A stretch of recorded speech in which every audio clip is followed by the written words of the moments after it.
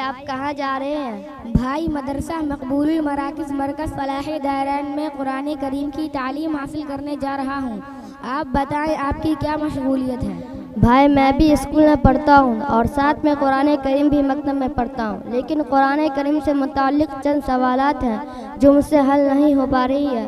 اگر آپ کو اس کی جانکاری ہو تو برائے کرم بتائیں۔ ضرور بھائی، انشاءاللہ میں پوری کوشش کروں گا کہ آپ کو تشفی بخش جواب دے سکوں۔ اچھا بتائیں، آپ صلی اللہ علیہ وسلم کے زمانے میں حفاظت قرآن کا کیا طریقہ تھا؟ جناب، حفاظت قرآن کا اصل مدار تو حافظہ پر تھا، لیکن اس کے ساتھ ہی آپ صلی اللہ علیہ وسلم نے کتابت کا بھی خاص خیال فرمایا۔ اچھا ذرا یہ بھی بتائیں، وحی لکھنے کا کام کن حضرات کے ذمہ تھا؟ چند نام بھی بتائیں۔ آپ صلی اللہ علیہ وسلم نے بہت سے صحابہ کرام کو اس مقصد کے لیے مقرر کیا تھا، جن کی تعداد تقریباً 40 تک شمار کی گئی ہے، لیکن ان میں سے چند مشہور ہیں، جیسے خلفائے راشدین حضرت زید ابن ثابت، حضرت معاویہ ابن ابی سفیان، حضرت عمر ابن العاص، حضرت ابی ابن کعب رضی اللہ عنہ وغیرہ ہیں۔ ماشاء اللہ، سبحان اللہ۔ ذرا یہ بھی بتائیں، وحی لکھنے کا طریقہ کیا تھا؟ آپ صلی اللہ علیہ وسلم کے حکم کے مطابق یکے بعد دیگرے صورتوں کو سلوں پر، ہڈیوں پر یا پھر کھجور کی چھال وغیرہ پر لکھ لیا جاتا۔ اس طرح عہد رسالت میں قرآن کریم کا ایک نسخہ آپ صلی اللہ علیہ وسلم نے اپنے نگرانی میں تیار کروایا تھا، لیکن کتابی شکل نہ تھی۔ بھائی قرآن کریم کو کتابی شکل کن صحابہ کرام کے دور میں دی گئی؟ سرکار دو عالم صلی اللہ علیہ وسلم کے زمانے میں مکمل قرآن مجید مختلف چیزوں پر لکھا تھا، سارے اجزاء الگ الگ تھے۔ حضرت ابو بکر صدیق رضی اللہ عنہ نے قرآن کریم کے سارے تمام صورتوں کو ایک ہی جلد میں مجلد کروانے کا کام اجماعی طور پر انجام دیا۔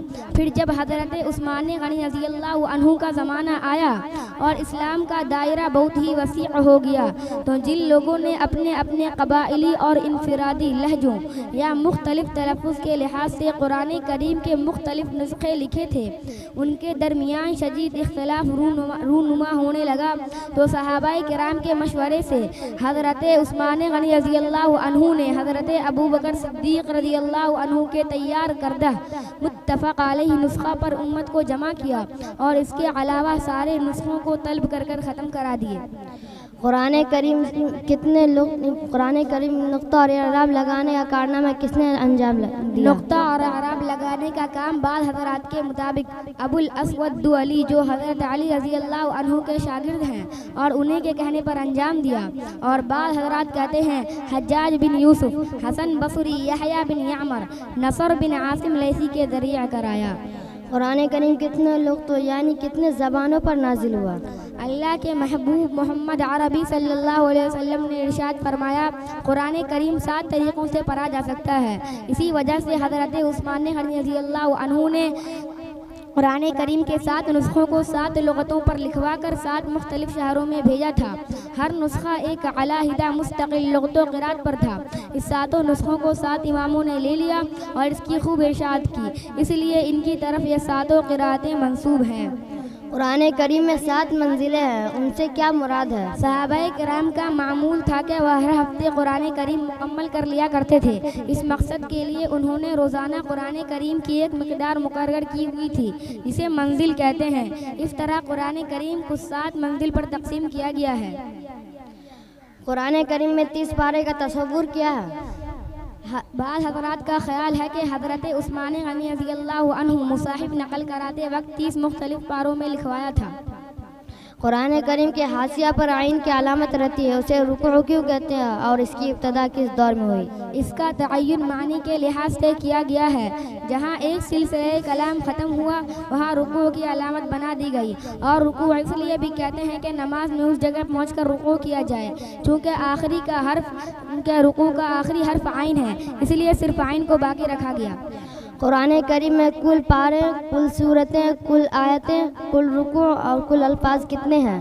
کل صورتیں 114، کل پارے 30، کل رکوع 540، کل آیتیں 6666، کل الفاظ 77845 ہیں۔